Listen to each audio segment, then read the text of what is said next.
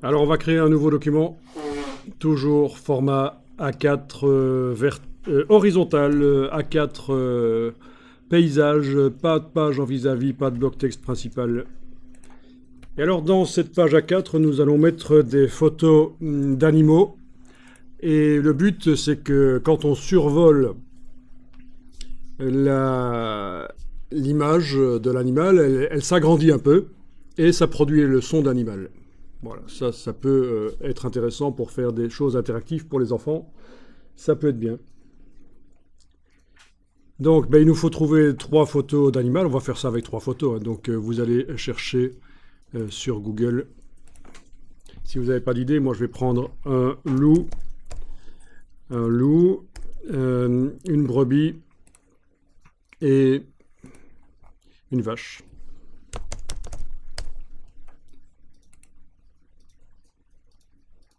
Tant qu'à faire, je vais chercher des images que j'ai le droit d'utiliser. Tout à l'heure, j'ai utilisé le système des Creative Commons pour trouver des choses que j'avais le droit d'utiliser. Mais je peux aussi, au lieu d'aller dans les outils et commencer à filtrer les droits d'usage, je peux simplement indiquer entre guillemets « public domaine ».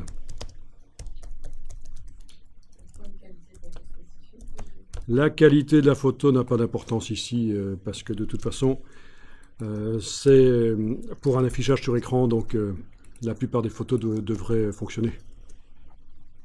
On a moins besoin de pixels que quand on fait l'impression, en fait.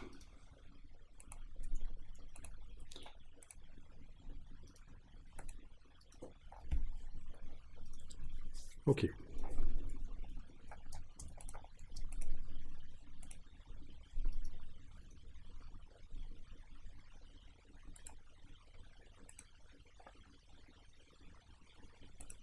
Alors, garder les choses bien cloisonnées sur le disque dur, c'est-à-dire que pour le document ici, ouais, ce serait peut-être bien de faire un autre document sur le bureau.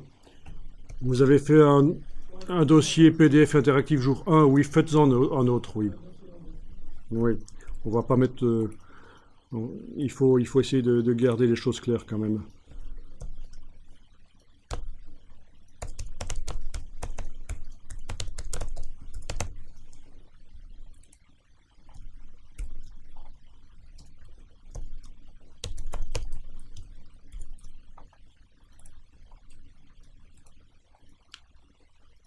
Alors idéalement, on devrait utiliser des images au format Photoshop, mais des JPEG, ça ira. On ne va pas les corriger au niveau des couleurs, donc c'est pas très grave qu'elles soient en format JPEG. Mais idéalement, il faut des images Photoshop dans InDesign. Comme ça, on les modifie dans Photoshop facilement.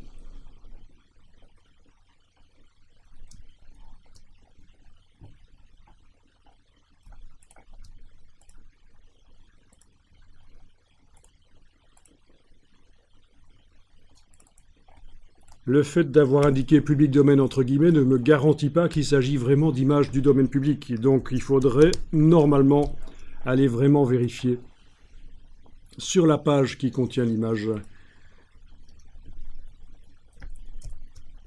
pour savoir si elle est du domaine public ou pas. Vraiment se renseigner. Mais bon, juste pour vous dire que, attention, ça ne marche pas à chaque fois. Le fait d'indiquer public domaine, entre guillemets, à côté du nom de ce que vous recherchez, ne vous garantit pas qu'il s'agit réellement d'images du domaine public.